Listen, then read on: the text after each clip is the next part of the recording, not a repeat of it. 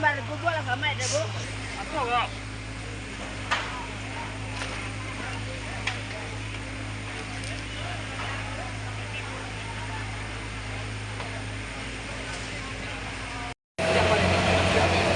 Terima kasih.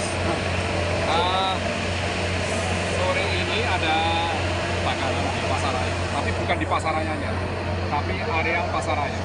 Karena kalau kita lihat Pasaraya adalah yang di sebelah belakang kami ini, di depan rekan-rekan ini Pasaraya. Kalau di sini hanya milik perorangan, tetapi mayoritas pergudangan. Jadi gudang untuk menyimpan barang-barang jualan, ya, yang diperdagangkan, diperjualbelikan di Pasaraya ini. Nah, yang kebakar ini adalah salah satu gudang yang isinya adalah mainan anak-anak rata-rata. Di situ ada terpal, di situ ada plastik-plastik, di situ ada mainan anak-anak, namanya Karisa Toys. Ya. Ini tertulis itu Karisa Toys. Jadi ada beberapa gudang, bukan hanya milik satu orang, tapi mungkin lebih dari 3 orang, yang semuanya kurang lebih ada 14 lapak di 5 lokasi. Kebakaran terjadi kurang lebih sejak 14.30 diketahuinya. Dan tadi memang di sini juga masih banyak orang yang terjadi transaksi jual beli, tapi kita masih mendalami penyebab kebakaran ini. Banyak informasi yang tentunya akan kita kumpulkan, akan kita selidiki apa yang menjadi penyebab kebakaran. Jadi kita tidak akan berasumsi dulu.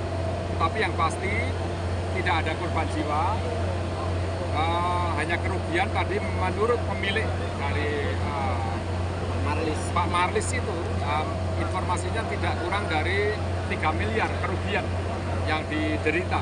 Karena belum juga dilihat di dalam itu apakah terbakar semuanya atau masih tersisa. Tapi kita bisa menduga kalau kebakarannya lebih dari 3 jam dan situasi dan kondisi seperti ini, patut diduga seluruhnya kebakar.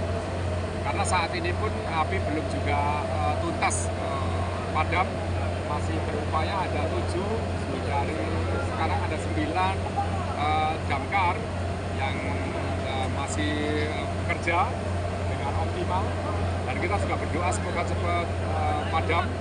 Kita lihat juga mulai padam api, tapi kita juga mengantisipasi karena di sisi tertentu masih ada titik-titik api yang mungkin akan terjadi kebakaran berikutnya. Karena bahan-bahan atau barang-barang yang ada di sekitar sini rata-rata adalah barang-barang yang mudah terbakar, terutama plastik-plastik mainan anak-anak ini. Dan pastinya kita juga akan tetap mengamankan situasi. Kami dari Polri dan juga kawan-kawan dari TNI, ada dari Pemkot tadi, ada Satpol PP, dan tentunya dari damkar, termasuk masyarakat yang ikut serta menjaga setidak-tidaknya barang-barang yang masih ada di sekitar sini untuk kita amankan juga. Kita pasang plus line nanti agar pengamanan terutama barang-barang yang ada di sini nanti tetap kita jaga dengan baik. Dan saat kebakaran tadi, Dan, ada suara ledakan-ledakan, Dan. Apa ada petasan, menjual petasan di atas itu, Dan? Ada informasi demikian, tapi kami masih mendalami. Jadi belum tentu juga penyebabnya karena barang-barang itu. Mungkin terjadi ledakan atau mungkin karena ada yang sebelumnya punya di situ kembang api atau mungkin petasan. Kita masih dalami itu. Karena misalnya kita asumsikan ada konslet, kemudian terjadi kebakaran, pasti barang apapun di situ, jenis apapun itu, apakah itu ada yang mercon di situ, ada kembang api, pasti ya ikut terbakar juga. Tapi yang terpenting kita akan menyelidiki dengan profesional penyebab kebakarannya, bukan apa saja yang terbakar. Sehingga kita tidak akan memprediksi yang mungkin belum terjadi, tapi nanti kita akan menyelidiki melalui ya keilmuan lah, dengan scientific investigation. Setidak-tidaknya kita akan mendapatkan informasi dan laporan yang akurat tentang penyebab terjadinya kebakaran. Kami nanti juga pasti akan datangkan ahli juga untuk meneliti, ahli yang memang di bidangnya dari lapor.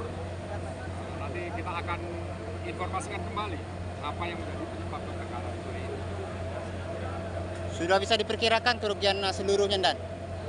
Kalau sementara kami baru bertemu dengan salah satu pemiliknya, dia setidak-tidaknya mempunyai aset tidak kurang dari 3 miliar rupiah dari seluruh barang-barang dan apa yang ada di dalam gudang itu. Tetapi kita juga akan mendalami lagi nanti pemilik-pemilik yang lain karena masih banyak lapak-lapak di 5 titik itu yang nanti akan kita tafsir kira-kira berapa jumlah kerugiannya. Oke, Terima kasih, Dan.